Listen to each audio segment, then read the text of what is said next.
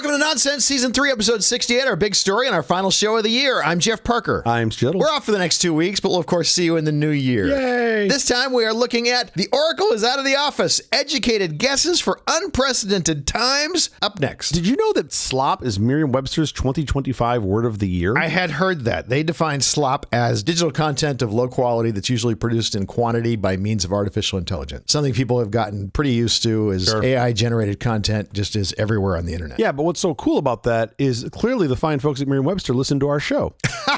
You think our show is just slop? I feel like that got them over the top. They were just like, oh, we need a word for this. And they were like... Well, I'm thrilled we're part of the Word of the Year then. Yeah, That's it great. came down to nonsense or slop, but they just didn't want to give us the free advertising, so they went with slop. We should rename the show Slop. I'm in. Just slop. I mean, we start a new season in a couple weeks. We could just call it slop. Give it a new name. I do think it's important, though, before we go any further in our last show of the year, I have to get like an errata out of sorts from the show earlier this week. I got to get that out of the way. Okay. It's not really an errata, because if we did erratas, we wouldn't have a show. It would just be one errata after another, correcting the previous errata. So you're already errataing your errata. Your errata is not an errata. That's your meta errata. Yes, it is my meta errata. It's really more of a missed opportunity. My children, fortunately, they love to listen to the show still. Yeah. And they're the ones that caught it. It wasn't even me. This episode right now is our 162nd episode, which is amazing and exciting. But what we missed earlier this week was extremely simple. Okay. It was Season 3, Episode 67. My kids heard you say it, and they immediately went, 6-7, 6-7. Oh, yeah. In the back seat. And I was like, how did we miss that? How did we miss the 6-7 opportunity? We were looking to get it once a season at best. Because I'm a boomer and you're right behind me. Yeah, I mean, that is really the answer. And I realized that 6-7 is like kind of already jumped the shark, and my job is to help it get there. Push it over. So anyway, so my non-errata is we just missed earlier this week the 6-7 joke that was right in front of us, and we could not reach out and grab it. Well, probably for the better. And on that happy thought, New Year's spoiler alert, CJ and I make our probably wrong predictions for 2026. Let's go. Probablemente incorrecto. Oh boy.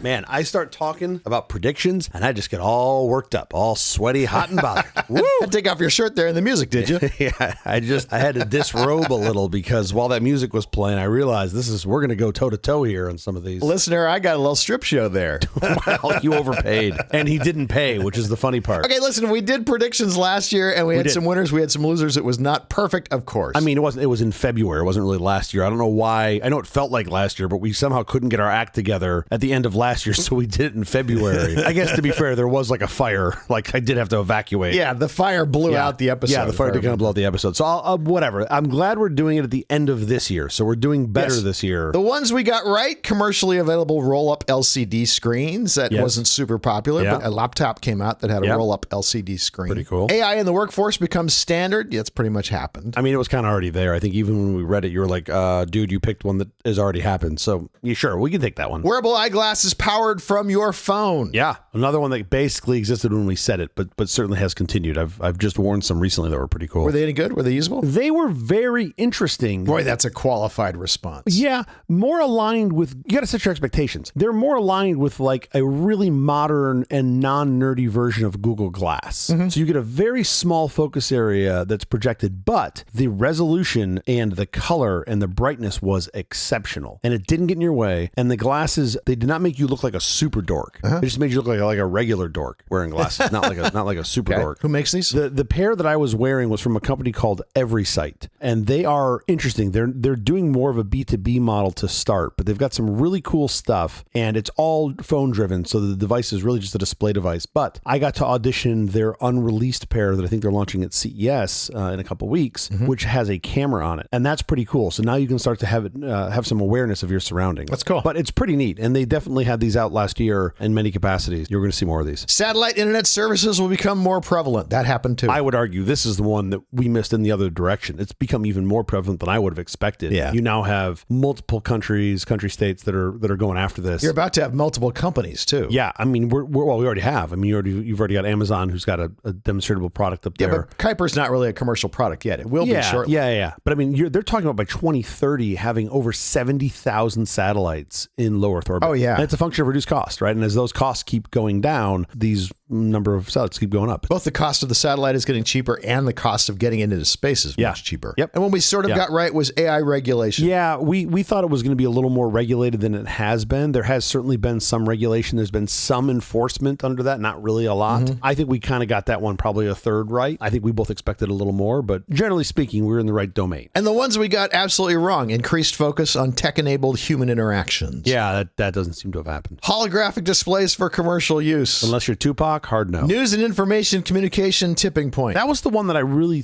did. You and I were both very optimistic that was going to happen. And that was getting more technology in how you gathered your news and information. I don't really think that's changed at all in the past year. An increased split between return to work and remote employees. Yeah, that just seems like it's getting steamrolled more towards return to office. It's all going return to work. Yeah. Return to office. Yeah. AI into AI feedback loop increases. Yeah, this is one that is hard for me to understand if it has or hasn't happened. AI reacting to AI. Yeah, basically. It seems like the answer is no. They've been able to keep that under wraps, at least through 2025. I don't really know, though. It's hard it's hard to peek behind the curtain to know, but it seems like the answer is no. AI hearing aids. Yeah. Didn't happen. No. Anyone listening, need that to happen soon, Well, they please. can't hear you because they don't have the AI hearing aids. That's it. It would be... you could kind of maybe stretch this a little bit to think about the things that both Apple and Google have released recently around like the live translations that are happening. But that's not what you and I thought we were going to see. We thought we were going to see That's things, not what I mean. Yeah, that weren't going to do frequency isolation. They were going to actually pick out voices. I still think this is coming. Right. We were just early. We should get in 2025, yeah. Productivity augmentation through personalization. Tiny bit, but not enough for me to call this a win. This was, where you're getting your specialized helper, like your assistant that knows the things you need to do. So sort of a more agentic approach. I do think this is coming real soon, but I don't think we got there this year. Portable power stations. Not at the scale we envisioned. Like you can still go buy big batteries. That's a thing, right? You Yeah, can buy there's big tons, batteries and there's inverters. actually even smaller ones that are available now that are great. Price performance is incredible. I've got a couple, a 300 watt and a 500 watt that I can just plug stuff into, and they're really, really lovely. They're great. Not the Dynatechs. Those are bound backward. Yes. That's what I was laughing Yeah, at. I figured that's what you're laughing at. Mine literally are 300 and 500 watts. I swear, I didn't just make that up. That's crazy. But I think we were thinking it's kind of a bigger scale. Right now, you can either buy batteries that are like small or big small or giant that hook up to the grid. Oh, you can buy giant. Those are which basically your options. Yeah. I mean, I guess if you've got an EV, some EVs allow you to flow power both ways, and you can use that as a battery for your house. Yeah. But that predated that. So I don't think we've seen this yet. I'm not sure there's going to be a market for it, but we do think it's something that's coming. I had my electrician out to look at putting in batteries so that I would have my refrigerator and freezer smart backup. I guess we figured it all out, and he looked at it and he goes, "Do you really think replacing the contents of your fridge and freezer is more expensive than putting in these batteries?" I mean, it was like, there's just no way this works out. Dump out everything in your fridge and freezer and just start over. It's much cheaper. Come look at my freezer. Well, full of a lot of meat from different countries. Mine is not. My popsicles are easily replaced. And my thrifty ice cream. I think more often than not about one of my freezers taking a dump and then just being so sad for the amount of stuff that I would lose. But at the end of the day, he's right. Increase in tech supporting disaster preparedness and response. Well, I mean, look, when we came up with this, we had just come out of a fairly major disaster in Southern California. Sure. I haven't seen much here brought to market. My hunch is it's either in progress or has been done. We just haven't seen it. Yeah. I know there are folks that are working on autonomous drones for like navigating to events, whether it's a fire or a criminal activity, and that has been deployed to some extent, but I think we sort of both expected there to be more of that. But hey, look, Jeff, that was all 2025. Yes, that is correct. That's done. It's over. We get to look forward to 2026. For 2026, the time for safe bets is over. The year ahead is a battleground defined by relentless economic pressure and the explosion of agentic AI. We're at an inflection point. Will you and your firm ride the AI-driven productivity wave or be crushed by its competitive force? Can companies survive another year of geopolitical shocks and unstable supply lines? This is not a forecast. This is a mandate for action. We've stripped away the noise to deliver some essential predictions, challenges that demand immediate, decisive strategy shifts. The future does not wait for consensus. Read, react, and win. Sure. Okay, true to the nonsense building, the categories for today's predictions are going to be business, tech, and entertainment. And tech can be science and innovation as well. As always, we give short shrift to entertainment. Yeah, I don't know what we're doing in entertainment, but we should just certainly pretend. I'm sure we can masquerade some entertainment predictions. Box office sales will go down.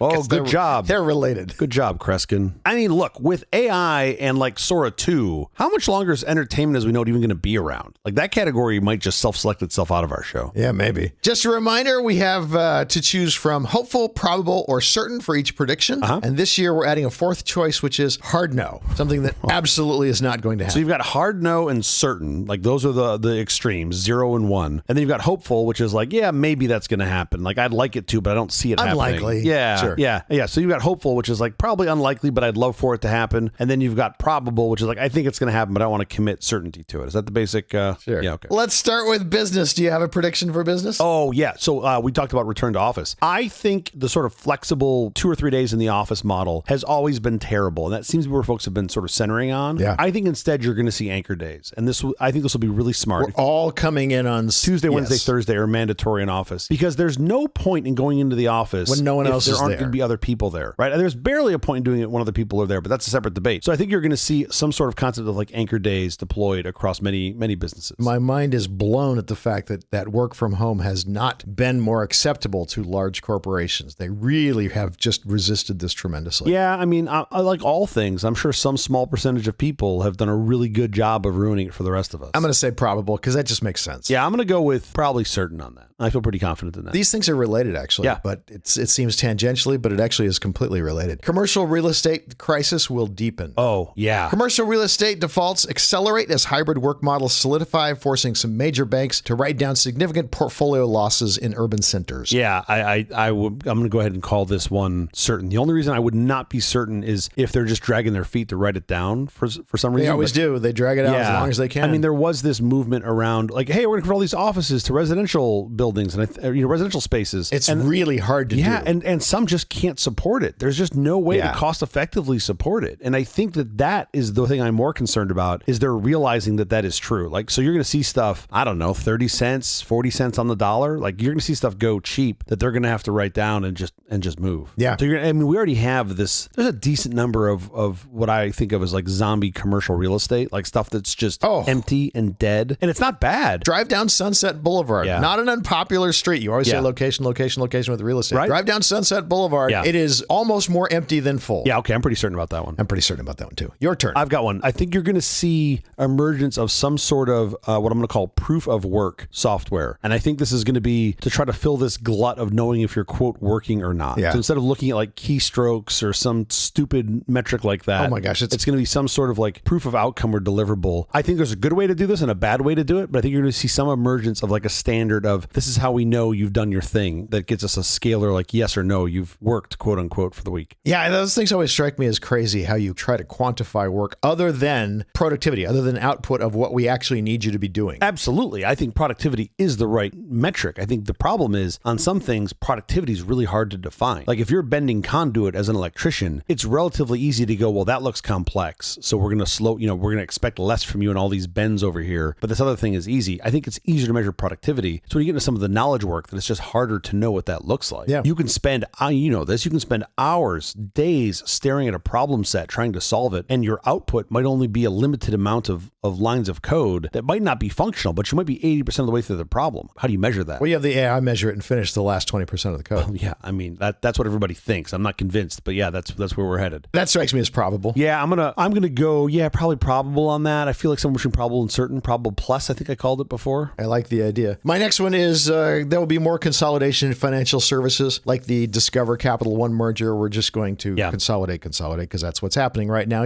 All you have to do is tip the president with a nice $20 million or something like that, and your merger gets approved. And so you're going to see lots of companies continuing to gobble up other companies. Are we still giving him the Nonsense Peace Prize? Oh, of course. Yeah. Okay. Who else would you give it to? I mean, otherwise we're not going to be able to buy our competing slop podcast. Our slop podcast name, sure. Are you saying this at any level in particular, like at a national level or at a regional level, like regional banks gobbling each other up? Or? It's hard to know about regionals. Yeah. Regionals kind of gobble each other anyway. But I think at a national level, you will have fewer financial service firms at the end of the year than you have at the beginning. Interesting. I'd go with probable on that too. Your turn. I'm going to call this an entry-level drought. Uh-oh. We already have sort of started to see this. I think it's going to ramp up. I suspect you're going to see about a third less entry-level analysts and like junior coders get hired because that's getting handed out to more mid-level and senior-level folks via AI. And my fear is it's going to create this big training gap. Yeah. The way you get into a senior role is by starting in a junior role. And if you don't have a place for the junior role, then what happens? Like I understand that the AI can do it, but now you're going to end up with this potential glut. I'm not saying folks aren't going to get to the higher level, right? That's not what I'm saying. They're not going to get there on the same path, and I don't know what that looks like. Yeah. And it's going to be really crappy. I think it already has been for a couple of years, and it will be for the next few years for folks that are coming out of school with an expectation of doing what people did 5 years ago. Sure. Like they've got to redefine what that looks like. And I think that's great. I think that's opportunity. I'm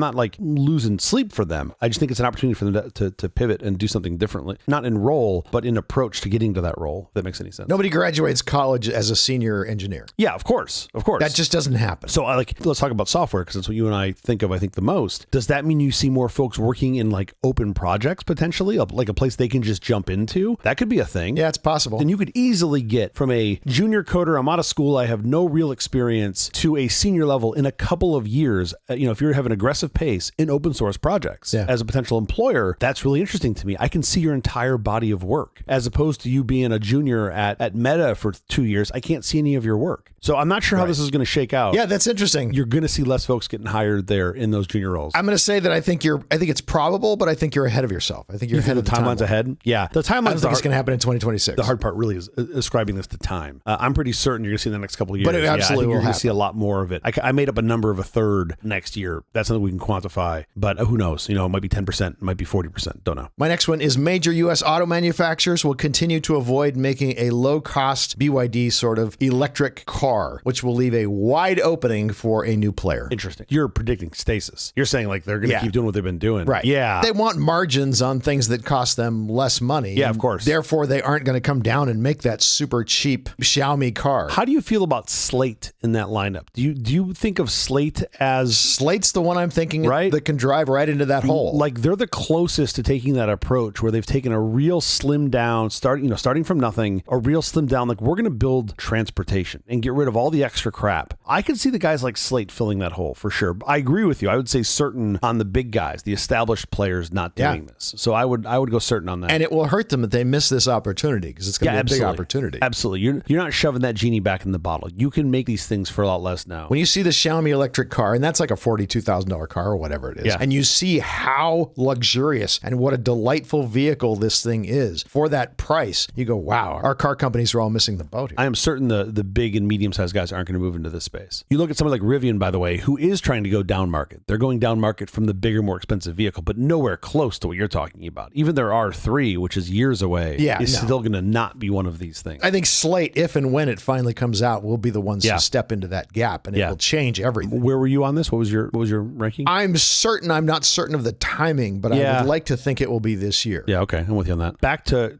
corporate HR for me. I've been sort of suggesting this for quite some time. I think you're going to see, especially in the larger corporate players, some sort of regulation around what I call overemployment. And this is specifically like working 2 full-time jobs and saying, you can't do this, right? Not for every role, but for many roles. And I think they're going to require disclosure as opposed to bans over the other things that you're doing, which I do not think is unreasonable. I think how the employer responds to that could be reasonable or unreasonable. Sure. I don't think it's unreasonable for an employer to know what else you've got so they can try to make sure they're considering that and how they treat you. There was a guy who had like 2 or 3 full-time jobs. He couldn't possibly have had enough hours in his life. Yeah. And he got busted for it. Yeah, we talked about it on the show. Yeah, that was an interesting story. That happens a lot, especially in the pandemic. There were a lot of folks that were doing that. They're just like, I get a job over here and a job over here, and look at all this money I'm making. I'm like, you're ruining it for everybody, including yourself, right? Right. So yeah, short-term income over long-term industry, I guess. Pretty certain on that one. Yeah, I want to be certain on this one. I'm somewhere between hopeful and probable. I'm definitely hopeful. I want to get the probable. It just depends on how fast the corporate will move. So I'm going to go with probable minus. I have one more on business, and then we're going to move on. You ready? Yeah. The Fed will cut rates 3 times, largely because of politicization, and especially after May with the new appointee, who will obviously be a dovish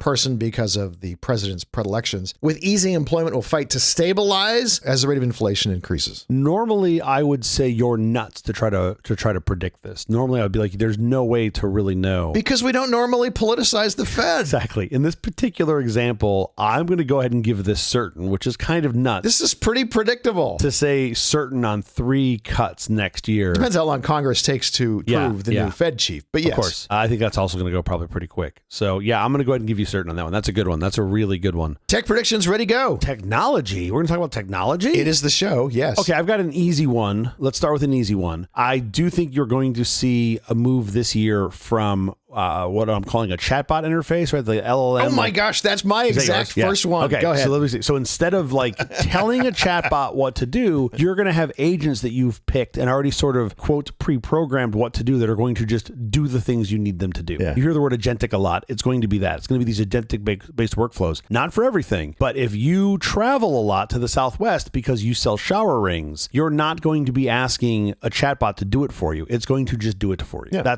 I see that coming in 2026. Mine was a slight variation off of that, which is AI moves from being a chatbot to being a useful assistant. That is to say, it can actually check your account, make sure you have enough money in your pocket account so that you can pay the painter. And if it doesn't transfer more money into your pocket account, fix it for you. And then write the check and give it to the painter. I mean, those kind of tasks, I think, which were promised last year, I think we'll probably actually get them this year. I think we're saying the same thing in that one. I do. Yeah. And I'm pretty certain on that. Again, you have the timing component, but I'm pretty damn certain on that. And I also think maybe end of 2026, beginning of 2027, somewhere in there, we're going to allow AI to be more of a decision maker. What you're saying, where I don't have to tell it I need to book the flight. It just can do that. Yeah, I do think in 26 you will see people and corporations that will give them control, like will give AI control. I do think it'll be the vast minority. But yeah, I do see that. I do see that coming. I'm certain. Where are you at on this? I think there'll be a checkpoint where it actually says, do you want me to book the Southwest flight for 2:30 on Wednesday? And then you'll say yes or no. But it'll figure everything out before you even have to ask it for those. That's the primary agentic rollout that I see next year for sure. But I'm just saying some subset of people are going to click always remember on this and just give it access and go. And that's going to be very interesting. But on the former, what's your confidence on the former? I think it's probable. Yeah, I'm going with certain. My only issue is the timing. Always. I know, it's always the timing. 1 year is a shorter time span than you always think it is. I mean, when you get progress, you kind of get it all at once, but sometimes it's a long time before you get the progress. Yeah. I mean, if you expand it to 2 years, does that get you to certain? Probably. Yeah. Wait. Damn it. Wait, what? What? Probably certain. 100% half full. I have a related prediction on Apple continues to fall behind in AI, instead devoting more resources to advancing its liquid glass. Okay. It doesn't have the fluidity. It doesn't have the viscosity that we need. It's not see-through enough on the interface. After 162 episodes, I know not to take the bait on that. Okay. I have learned. My probability is certain. I'm just not going to respond. No. I have one for you I think you're going to like. I think you're going to like, and I think you're going to be sad by for a minute, and then you're going to get over very quickly. Go ahead. I think 2026 will be the end of the Turing test. I think that is over. I think that is gone. I know what you're thinking. You can almost argue we're already there. Yeah, kind of. I'd argue the majority of the stuff, the quote slop that comes out, you and I, as I'll call middle of the road. I think the slop's still coming out. I don't think the slop's going away. Is that what you're saying? No. What I'm saying is you're not going to be able to distinguish. The average person won't be able to distinguish the slop from the non-slop. That's what I think is going to come in 2026. Well, that may be true already. We're very close. Yeah. So what I think is going to come of this is and I don't know how it's going to be implemented. So just be abstract with me for a minute. Everything's going to have a CAPTCHA on it. Some proof of personhood is going to become a thing. Interesting. I have no idea how it's going to work. You're going to need to know, was this a human or not a human? Did a human vet this? I can see, not next year, but I can see the world in the future where you're walking through the Louvre and you're like, computer did that, computer did that, computer did that. Oh, look, the Mona Lisa. Oh, it's terrible. Computer did that. Computer did that. It's going to be something like that. I don't know how that's going to work, but there's going to be a thing where you have this sort of like proof of humanity that we're going to have to apply to these things. It's just like a giant CAPTCHA. Have you heard some of the country songs that were AI generated that are indistinguishable from country songs you would hear on the radio? Okay, AI has this down. I mean, it's really incredible. So I'm just saying the body of work that's produced by AI from the average person will completely 100% pass the Turing test. And once that happens, there is no going back. So I think the Turing test is dead next year. I think it's specific models not necessarily AI generally, because I think you're still going to get slop from a lot of bad AI models. I think bad AI models aren't going away. Okay, sure. But I think the vast majority of the stuff that's out there will no longer be bad. The only thing that changes that is if you start introducing huge costs. If there's huge cost to that, then people go back to making garbage on the cheap stuff. But I think we're probably going to skim right over that. Now, search will get better for the internet because the AI will get smarter at looking at things and saying, is this legit? Hopefully. Is this actually something worth looking at? Yeah, that's a cat and mouse game. So I think search will get better. But the search entirely basically goes away for the end user, but the AI still does quite a bit of search. Yeah, you still have search. It's just abstracted from the user more, but it's still there. All right, what you got? Apple Apple TV will add Google Cast streaming, but only on Android. Oh, really? Only on Android. Interesting. Oh, this might be my first hard no. I'm going to go with hard no on this one. You could maybe convince me of hopeful. The streaming channel, Apple TV. Yeah. My Android phone will be able to cast to a Google Cast device, Apple TV. And you have Apple TV on your Android device now? I don't, but I could. Okay, well, okay. It exists. Yeah. Okay, now I understand. Unlike my child, I do not like looking at shows on a tiny, tiny screen like that. I put them up on the TV. So what you're saying is that Apple is going to allow you to Google Cast from an Android device from within Apple TV, where right now they don't. Right. Oh, interesting. Okay, I'm not a hard no on that. I'm saying they won't do it on iOS. But on iOS, you can just use AirPlay if you're going to an Apple device, and if you're going to an Android device, you can use Chromecast. I do. For their TV streamer? Do they specifically block it on the TV streamer? I mean, other streamers work. Apple has not allowed their streamer to be Chromecast. Okay. Yeah, in any way. Okay. But they will allow it on Android. Sure, maybe. This doesn't feel like lockout. This just feels like a feature that was way down their list that they just don't care to get to. All right, I don't have no passion on this. I'm hopeful, maybe probable. I mean, I don't think they're trying to corner the market and try to lock in on like non-Chromecast devices. Most TVs now have Apple TV apps in the TV. You can just stream right to it. Oh, sure. When you go to a hotel, there's tons of hotels that have on the TV screens. Oh, that's a good use case. Right. Yeah. You have tons of Google Cast devices on the hotel TVs. Okay, I've got one that I think is a prediction. It's a layup, but I want to throw this out there because it's in the innovation science bucket. Artemis 2 is going to launch. This will be 4 humans that we send into the orbit of the moon. And this will be the first time that humans have left low Earth orbit since the early 70s, which is kind of cool. And what are they going to do? Just orbit the moon and come home? What are they going to do? What's the plan? They're looking for Buzz's golf clubs. He's lost his favorite putter. It was his favorite putter. Yeah. No, this is like the preemption for getting folks on the surface of the moon, right? We're trying to put some sort of colony and probably end up doing some mining on the moon. We're going to screw up every rock we can get to. Yeah, sure. And the moon is not excluded from this. I would take the opposite on that. I would say that's unlikely. I don't think we're sending humans. I think we're sending telepresence to the moon to do the mining and to go around and do all the work for us. I mean, NASA is planning on getting this off the ground early-ish next year. So my bet is that it's not going to get pushed out past the year. We will see. Again, my hunch for all of these things is telepresence is better than personally being there. Well, yeah, I get that. I don't think we're going to be sending robots to the moon to do the thing. And we set the goal of putting humans out there. That was literally the goal, was the humans, not the work. But all right, so you're a hard no on this? I could be hopeful on it. I think I'm not even hopeful because I don't think human presence is necessary. Sure. I actually think in many cases, slinging meatware at the moon is useless. Well, what's the point of that? I mean, look, I'm just here making the predictions. I don't know why you're giving me so much hate here. I think we're putting humans outside of LEO for the first time, and that will be orbit around the moon. Yes. Got one more Apple one here. Apple will release a foldable, and they will give up on the iPhone Air type product, that super lightweight thing. Oh, yeah. And I think they'll put more energy into their budget line, the E line of iPhones. That's interesting. I think the Air was a market test to see how that thing would perform at that price point, and ultimately a hardware test. It went nowhere. Of shoving it. Yeah. Well, I don't know. I don't know what. I mean, I don't think they've said how much. I don't know what their expectations were, but I agree with you on the foldable. I think the foldables are really compelling. You to basically have an iPad mini that I can carry around as a phone. It's basically the size of a phone. I think is somewhat compelling. I don't know about certain, because again, timing component, but I would say above probable. Okay. Yeah, I'm above probable. Great. I'm going to go back to space. Okay. I think we're going to see our first commercial space station in 2026, probably from Vast or maybe another competitor, but you're going to see commercial space stations be put up, probably off of Falcon 9, if I had to guess. In 2026. In 2026. Yeah, they're really close. Wow. I think that's really cool. It might be 50-50. It might be on the inside, but we'll see. It's coming. I'm hopeful, certainly not certain, but wow, that's really a fun idea. I mean, you can give some credit here to SpaceX because they've proven that there's value here in doing it, and you can't do it quickly. So a bunch of folks have come running along, right? And now they're catching up. Pretty neat. Give me an aggressive one. Give me one that's not just a lock for you. Okay.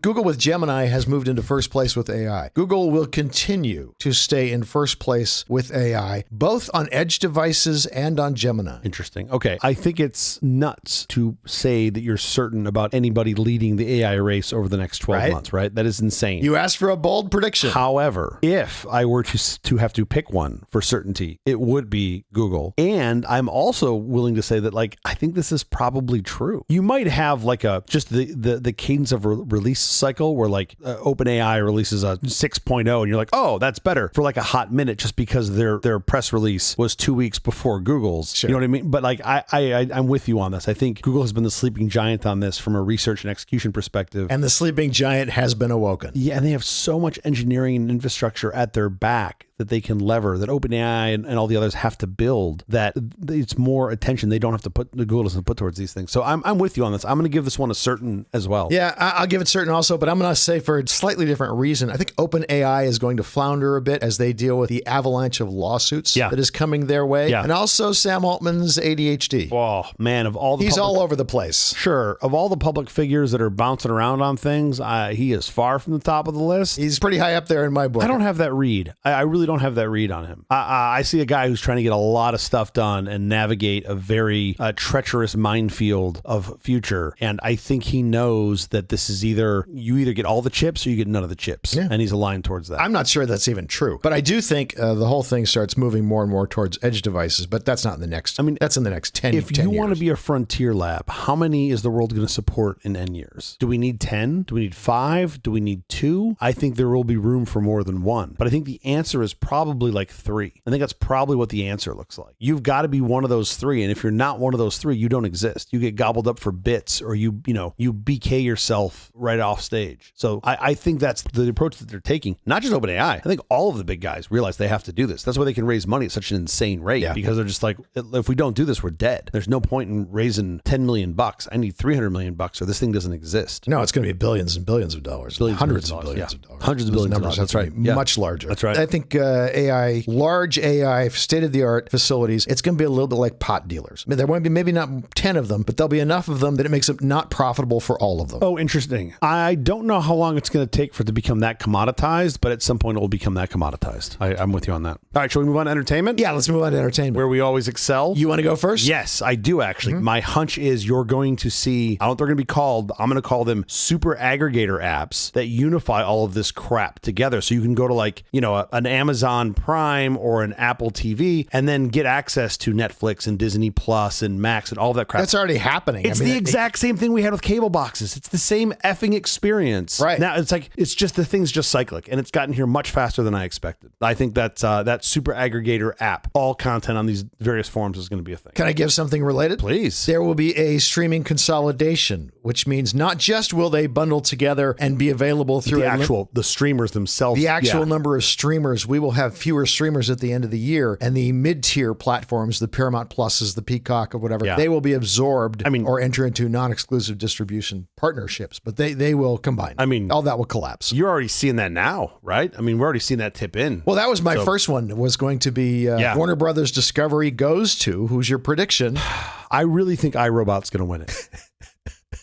No? It's highly probable. Highly probable. I'd say certain. As they file for bankruptcy. I'd say certain as they completely lose the market that they should have owned and dominated. Who's it going to go to? Who's it going to go to? The big players, of course, are Paramount and Netflix. Yeah. I don't see a world where it doesn't go to Paramount. Yeah, it kind of seems that way. Although I think Trump could easily have a falling out with the Ellisons because he tends to have a falling out with people. It's so crazy to watch. My prediction for 2026 is that Time Warner Discovery goes to no one. Really? I bet this thing does not get done in the next year. No, I'm not going to take that. And 100% it does depend on if the Trump-Ellison alliance stays intact for the amount of time it takes to get this deal closed. To get it done. Yeah. This is basically doing deals in junior high school. That's really what this is. I'm not even sure Netflix wanted this thing. I'm halfway convinced that what Ted Sarandos wanted was just to drag this thing out and maybe make the price go up a little bit. He's effectively stopped this from happening right now. By the way, Ted Sarandos is one of the best salesmen on the face of the earth. Yeah. If anyone can convince Trump, please consider Netflix, keep considering Netflix, and drag it out longer, it's Ted Sarandos. Well, why would he want to do that? Because then he has less competition. He doesn't have the combination of Paramount and Warner Brothers Discovery. It stays in this smaller state. It just stays in limbo for another year or two. Every minute he keeps it in limbo, it's better for him. No, I see that. You still had to write a pretty big check on this bet if there was a breakup. But he doesn't have to write the check for another 2 years if this thing drags out 2 years. If that's how this story ends up going down, if that's what's told when the biography is written, I'll be super impressed because that's a money play to say, hey, we're going to put a couple $2 billion at risk. Oh, for sure. Okay. He also can bet on the fact that over time, eventually Ellison and Trump get into a tiff of some sort. That's the other thing you're banking on with time. Look, there's a lot of time to tell here. Do you have a prediction that I can put a claim against? Deal won't close before the end of 2026. Oh, interesting. Man, that feels like a hard no to me. I don't see I get what you're saying, right? Sure, You've told a very good story. I could totally be wrong. I could completely be wrong. And I have a hard time subscribing hopeful to that. I'm going to just, because it feels like the easy bet is to say hard no. I'm going to take hard no on that one. Okay. What are you saying? I'm hopeful. You're hopeful that it doesn't close? That's funny. I'm not certain. I'm absolutely not certain in any way, shape, or form. They could close this thing next week, but I don't think that's going to happen. That's an and interesting one. I think Ted Sarandos's bet of by time is the right bet. Yeah, no, that part I'm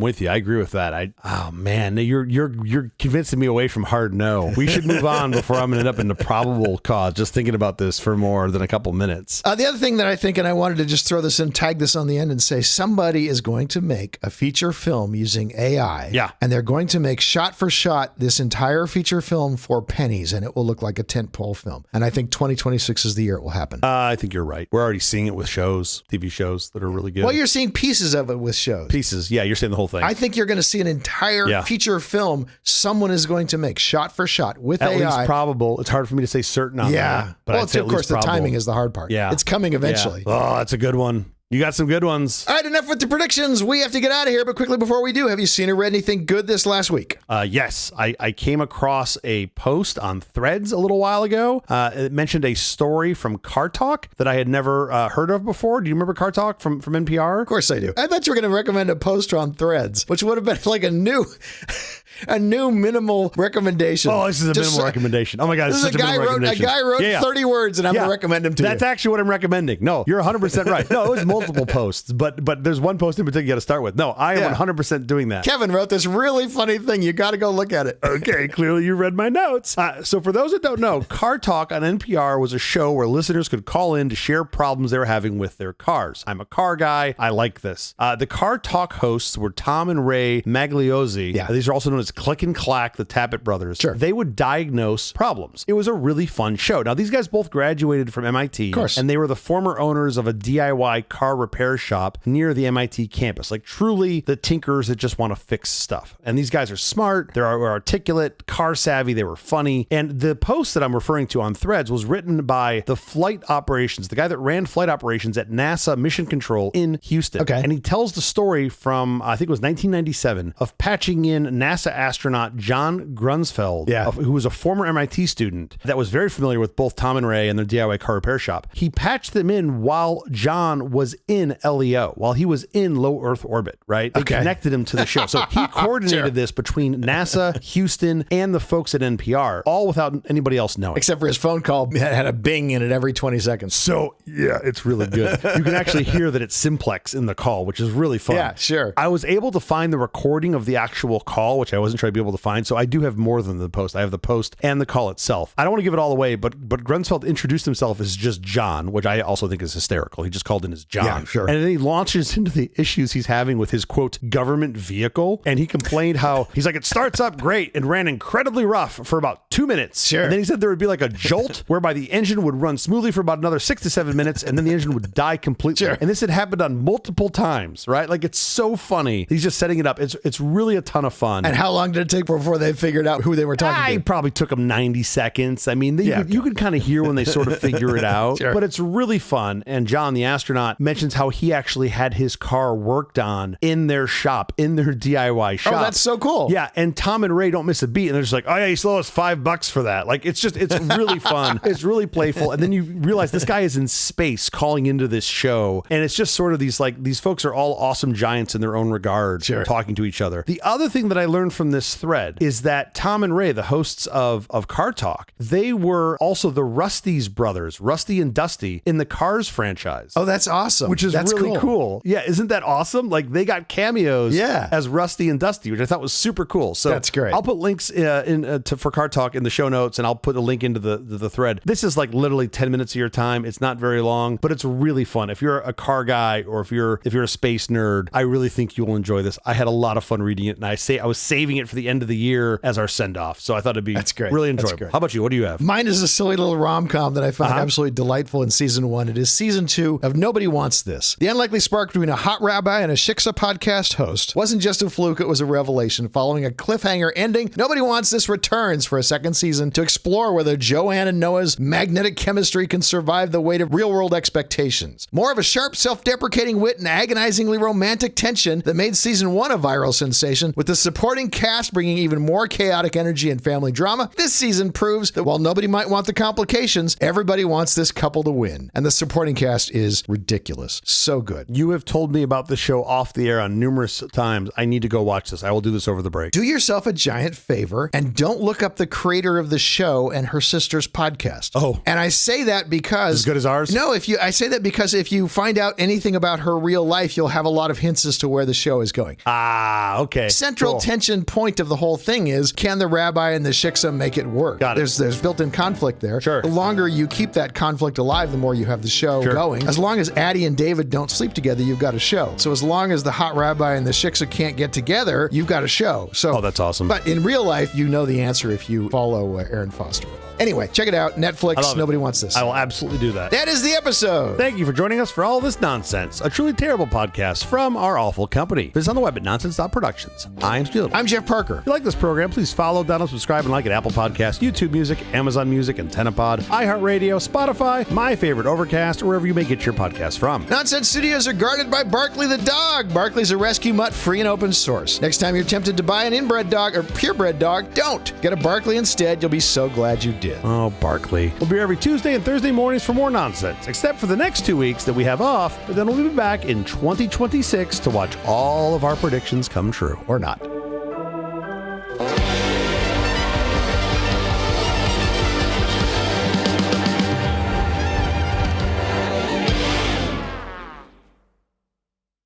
Happy holidays and Happy New Year. Happy New Year! Yay!